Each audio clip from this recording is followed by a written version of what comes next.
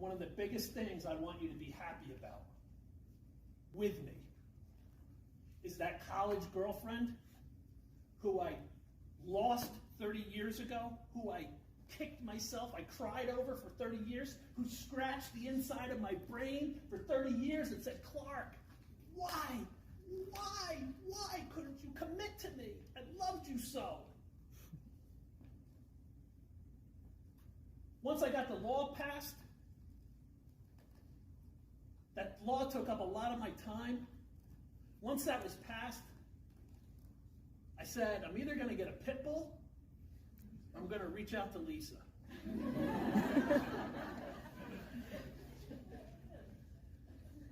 My thumb hovered over that send button.